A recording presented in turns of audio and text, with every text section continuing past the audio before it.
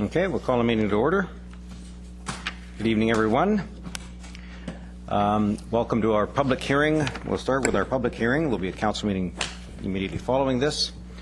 This is a public hearing into the bylaws that will be introduced to you in a moment by the Deputy City Clerk, someone we value.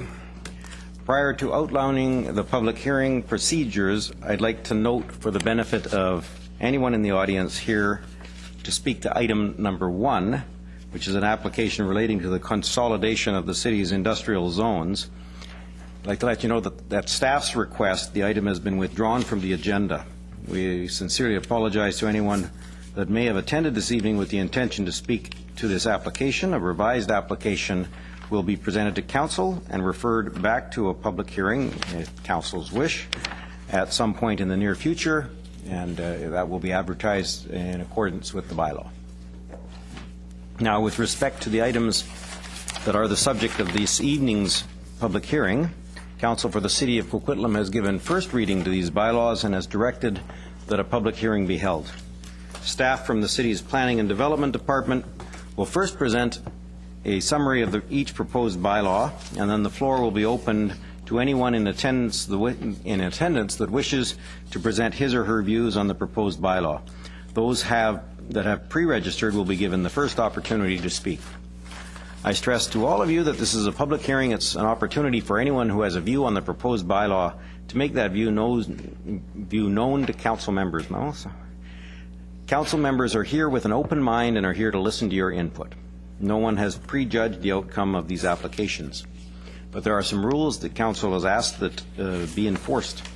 First of all, it's not a question and answer period. It's not an opportunity to debate the merits of the proposed bylaws with either council members, staff, or those in the audience who may be opposed to your particular view. We ask that everyone please restrict your comments to the proposed bylaw, be as brief and concise as possible. We ask for speakers to keep to 5 minutes per time at the microphone. You can speak more than once. And that everyone be respectful in their submissions and not make personal comments. I ask that the audience be respectful of each speaker and allow that speaker to make his or her point without interruption, without clapping, cheering, or booing any presentation made this evening. As chair of the hearing, I reserve the right to conclude the presentation, any presentation that does not relate to the bylaw that becomes abusive or which becomes repetitive of views that speaker has already made known to council members. Please note, if you wish to provide a written submission to be included in the official record of the meeting, you must hand that submission into the clerk prior to the adjournment of that item on the public hearing agenda.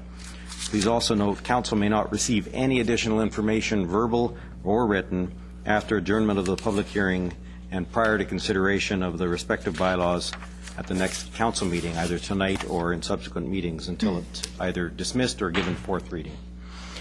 Immediately following adjournment of the public hearing tonight, a regular council meeting will convene in order that council can give considerations to items on the public hearing agenda as well as a council agenda.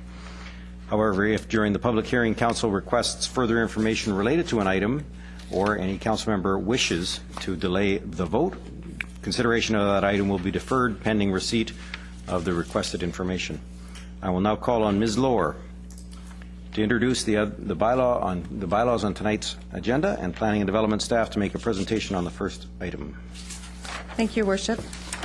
As item 1 has been withdrawn, we'll move to item 2, which is an application to amend the city zoning bylaw to rezone the property at 3500 Highland Drive from RS2 one-family suburban residential to RS9 large single-family residential, RS11 estate single-family residential, and P5 special park. Bylaw 4531. Good evening, Mayor and Council. This site is located on the south side of Highland Drive and is designated estate, single-family, large single-family, and environmentally sensitive area in the city's official community plan. Zoning on the site and to the north and west is RS2 one-family suburban residential. Immediately to the east, the sites are zoned RS11 estate single-family and RS9 large single-family. Zoning to the south is RS9 with an area encompassing West Smiling Creek designated as P5 Special Park.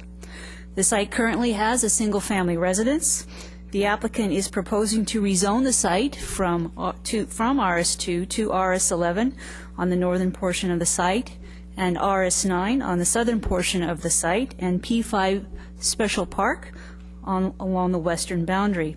These proposed zones are in concurrence with the OCP land use designations. The proposed rezoning would facilitate subdivision of the site into 3 single-family lots and the creation of a stream-side protection area. Staff are recommending all final readings to rezoning bylaw number 4531. Very good. And we have one speaker registered, Rose Melzer. Is Rose here? No. Are there any other speakers to this item? Any speakers to this item?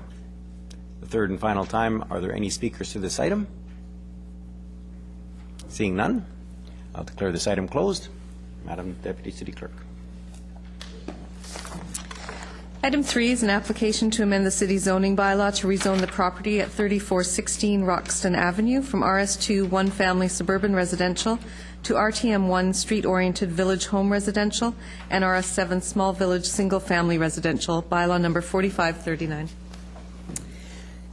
This site is located between Roxton and Darwin Avenues, just west of Toronto Street in northeast Coquitlam. The site is designated street-oriented village home and small village single family under the city's OCP. Zoning on the site and to the north is RS2, suburban one-family residential. Zoning to the west is RTM1 and RS7, small village single family. Zoning to the site is also RS7, and to the east is P1, civic institutional. The applicant is requesting rezoning to RTM1 street-oriented residential and RS7, small village single family. These proposed zones are in concurrence with the OCP land use designations, and the proposed zoning would facilitate subdivision of 5 RS7 lots on the southern portion of the site and 8 street-oriented village homes on the northern portion of the site. Staff are recommending second and third readings to bylaw number 4539.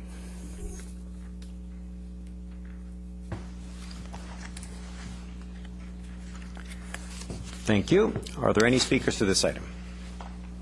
Second time, are there any speakers to this item? The third and final time, are there any speakers to this item? Councillor Zarrillo. I just have a question for staff on the property marked 3410. These ones were recently rezoned as well, I think, to the west side of it.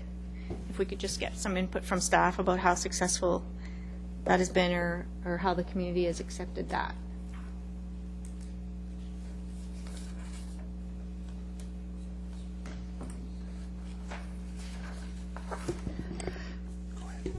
Through your worship, in terms of how...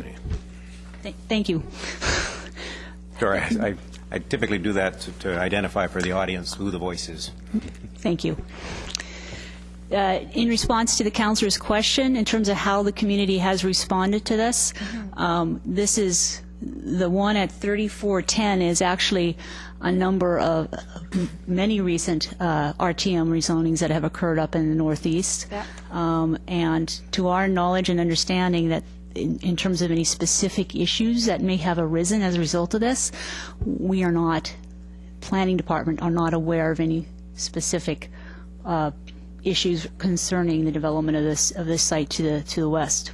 Great, thank you very much. Your worship, as Eric has mentioned, these type of developments have been quite welcome in that area. There's been a number of them. Particularly, it's a little bit unique. The townhouses, the row houses on the north side, they're fee simple, so they're not. It's not in a strata, so it's kind of a unique property ownership and housing form.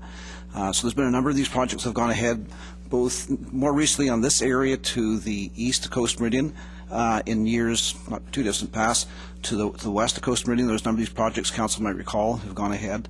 And as a matter of fact, I was just reviewing a report for an upcoming council meeting that will be the third property further to the west on this block as well, in much the same form. Well, these aren't at marketing at this point. These are still in land development, are they? I believe that's the case. I haven't been out there for a while, but it's probably in a marketing phase now. That's correct.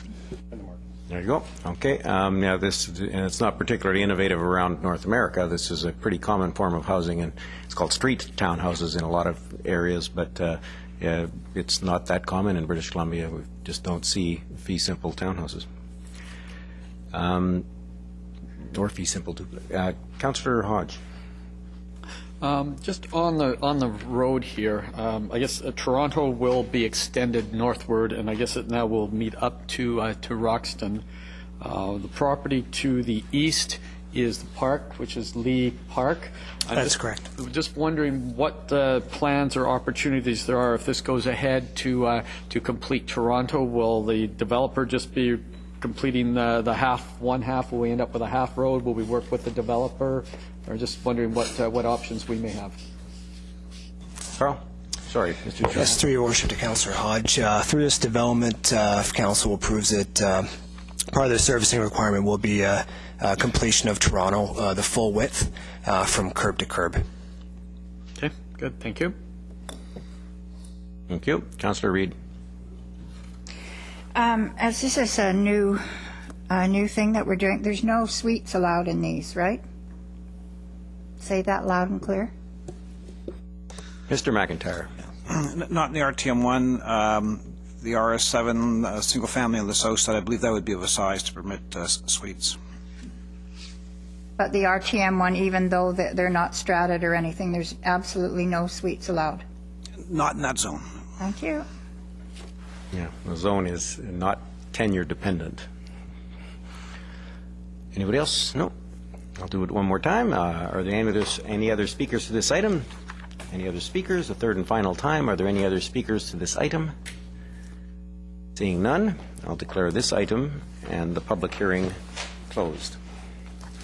We'll take about 5 minutes to rejig, and we'll start a council meeting.